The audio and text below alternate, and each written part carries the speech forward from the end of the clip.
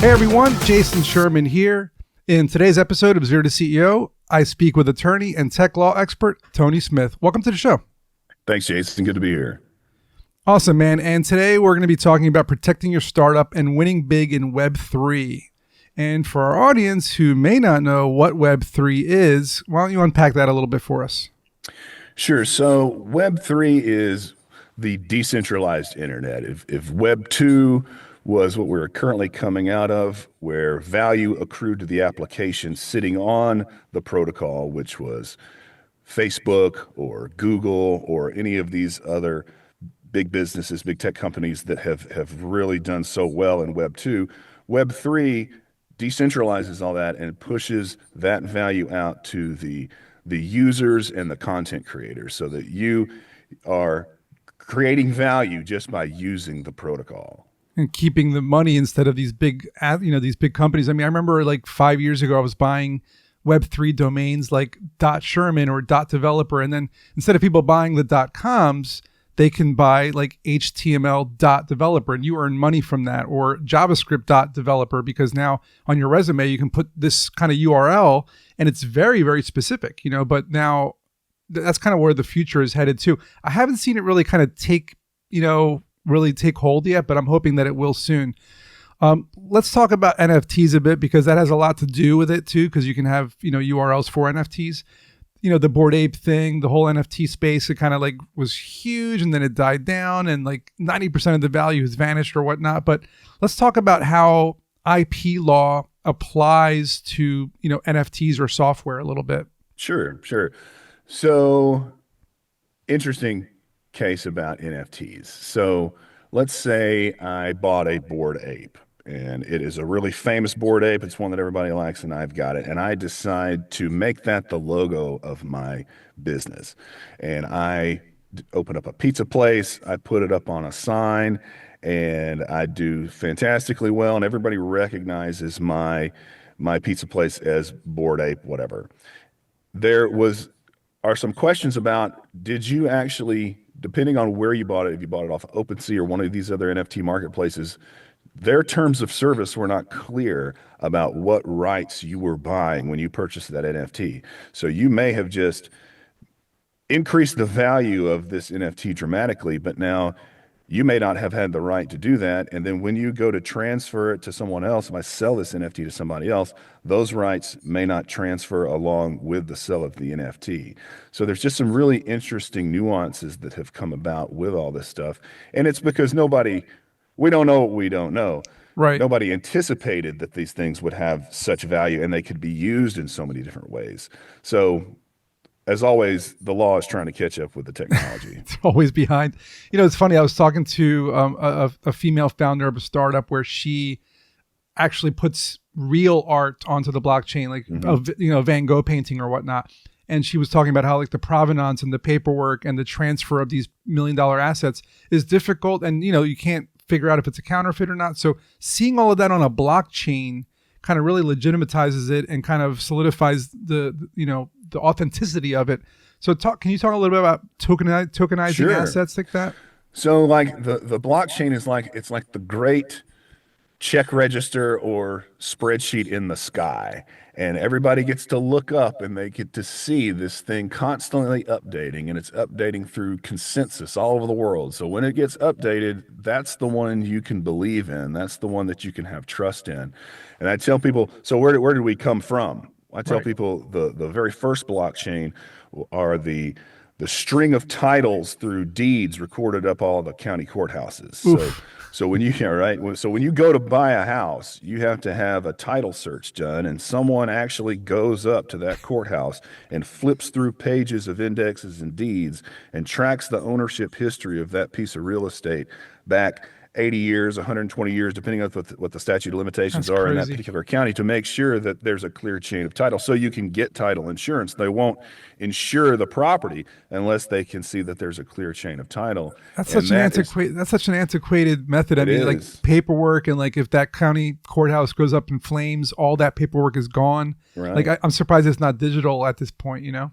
But what's crazy too is the United States real estate system is the best in the world, and it's that clunky. There are places in other parts of the world where you can't get financing on homes because you can't insure them. So people spend 30, 40, 50 years building their home because they have to do it with capital on hand. So they save Wow. up, build a little, save a little more, build a little. And you have these unfinished properties all over the place because they can't get financing for it. That's crazy. And so I feel like, real estate would be a really good target for like digitizing and tokenizing every single deed in every single house so that it's on a blockchain. It makes sense to Mhm. me. And then there's just different financial instruments that would come about. You could have fractional ownership of property. There would Oh be yeah. so much more liquid that you could sell a home in such a quicker period of time without all of the fees associated with it too. So it would just make them much more liquid and Yeah, transferable. it's the same as like sending Bitcoin to my family in Europe. It takes 30 seconds and 50 cents. If I want to send $1 million, $10 million, or $500, it's going to be the same speed. So we could do the same thing with houses. It sounds like too. That's right. That's right. And financial products associated with it that we don't haven't even anticipated yet. What kind of financial products are you thinking? Well, just liquid ownership. What different types of loans and investments can be made when people are pooling their resources into one property where you can have people entering and exiting properties real time, liquid with streaming payments. Wow. I just don't know what The, that the future the does. future holds some Yeah, pretty yeah. amazing things. So one person may enter and exit the same piece of real estate. The makeup of who owns a property would be in constant flux. Yeah, that's very interesting. And I think it's going to be something that happens in the future for sure. Hmm. And if you're a startup founder and you're looking at protecting your business, Hmm. what are some of the main things you can do to protect like your intellectual property, your name? What do you suggest? Well, copyrights, trademarks, and patents for sure. So let's talk about trademarks. You you you want to start with a standard character mark, which is the word. Whatever your name, the name of your business is, trademark the word.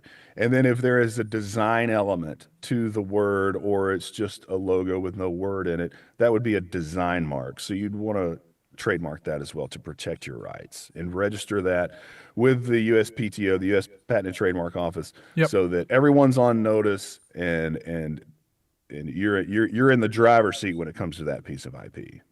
Got it. So yeah, I mean, I have multiple trademarks for mine because I'm always trying to protect my stuff too. Hmm. What about if you have like a technological, system in place that you believe is different from what's out in the market? Is there a way to patent pieces of There that, are, or? there are, and there's a lot of patenting going on in the blockchain, in the crypto space. And so if you have a technical solution to a long-standing problem and you have either come up with a novel solution to it that has never been done before, or you have combined existing technologies in a way that a person having ordinary skill in the art, that's the that's the terminology we use.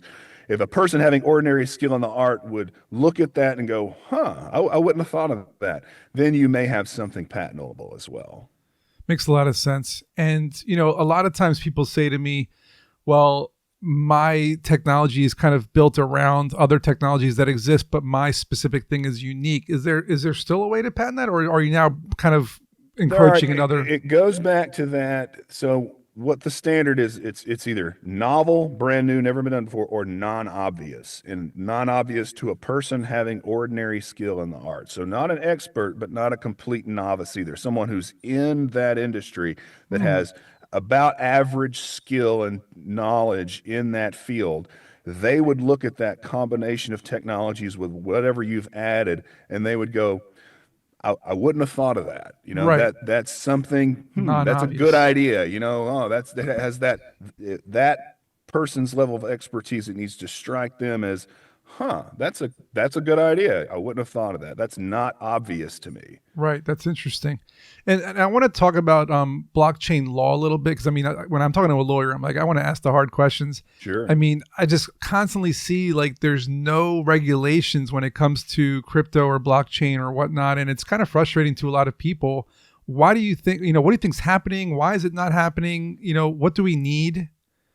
Technology always outpaces the law. And Hmm. currently, the two major administrative agencies handling this are the CFTC and the SEC. And the SEC has been very aggressive into labeling all of these things securities. And that's difficult because not everything is all securities are commodities, but in all the cryptos are commodities. But just because you're a commodity does not make you a security. A security really hinges around.